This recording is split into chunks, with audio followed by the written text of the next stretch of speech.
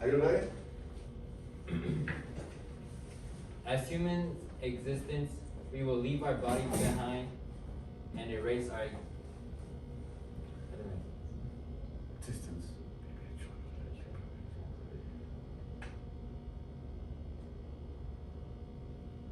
Wait, can you start over?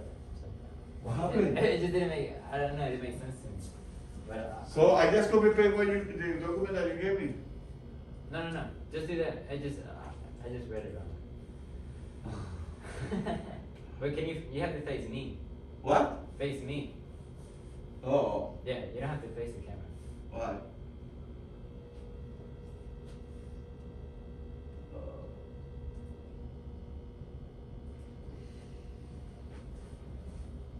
As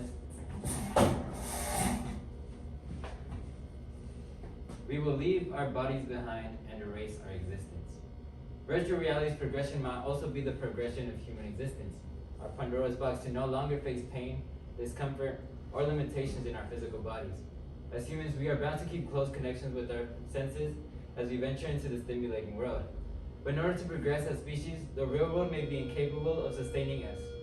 I'll be discussing the following: how there is already a blurred line between virtual reality and reality itself, mental health and the influence of technology in today's age, and mind uploading in the future, where our minds could possibly end up. With technology in a constant rise, to transcend into this virtual space, sustaining human life is not entirely something out of sci-fi.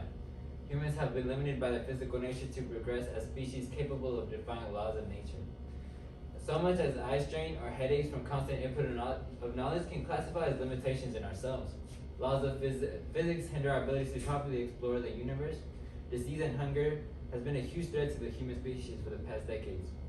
In an article posted on Frontier, edited by Gregor P. Millett on October 24, 2017, the position of human evolution was confronted when stated blatantly, and I quote, "Individuals from our Homo sapiens species are delimited organisms shaped by evolutionary constraints and modulated by their interactions with the environment," suggesting that we as humans have been limited by our physical constraints and environment. You and I are both humans, and I am sure that you, as I have realized the limitations in our environment, in our physical strength, whether it be muscular or neural, or in the way we take in knowledge. Therefore, by continuing this path of restraint, we may never be allowed to access a potential we as species can obtain. So what are we currently doing in order to achieve this goal? I believe as we continue our advancement in technology, studying the human mind and conscience, we may be able to reach a state to separate ourselves from our physical bodies. Blazvik provided information about an experiment he conducted regarding immersion in reality versus virtual reality in an article he published in 2020. The experiment concluded with the individuals becoming as immersed in the virtual world as the real world. This suggests that there is already an underlying possibility to immerse oneself in a virtual world. In an article posted on WebMD, written by Emily Delzo on May 31st, 2021, she writes of doctors already prescribing virtual reality as medical practices for easing pain or anxiety. She later goes on to quote Spiegel, the author of VRX, how virtual therapeutics will revolutionize medicine. And I quote, "Even if you know intellectually that you are not at the beach, your brain can't live in two realities at once. Instead, the brain accepts the input it's given, when referring to a calming environment that'll fit your needs. However, while creating a virtual paradise sounds like a viable solution, there have always been many concerns on technology and mental health in the past decade. A research paper written by Timothy C., published in 2011, revealed that depression, substance abuse, and aggressive behavior is prevalent in about 4% of students in high school in the United States when related to internet use. These problems will either progress or regress depending on the pursuits towards them, or do not. Paints a very bleak picture of the future, and the problem is not solved. For instance, if ignoring this as a solution for human persistence, we may continue to suffer from an inability to progress due to our physical nature, or our overconsumption of the finite resources on this planet.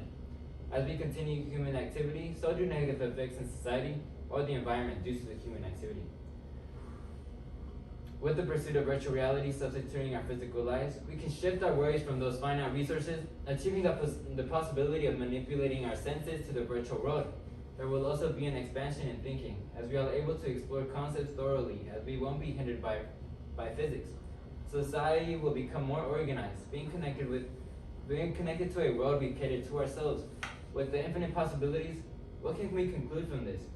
As individuals, we would be able to contribute our knowledge and experience by informing ourselves of the topic and supporting research through donations or volunteering. Evidently, we talked about a necessity as humans in our progression, a need to expand the possibilities we are capable of without restriction. We discussed the pace in which we explored this topic, the blurs between humans' perception of real life versus virtual, and the immersion between the two, while also displaying concerns of mental health rather than physical, yet overlapping the benefits of virtual transition. We can conclude that throughout the progression in technology, we will be able to expand our senses while breaking away from the limitations of our world and its inability to sustain us at our current pace. And to finally conclude this speech and quote Albert Einstein, computers are incredibly fast, accurate, and stupid. Humans are incredibly slow, stupid, and brilliant.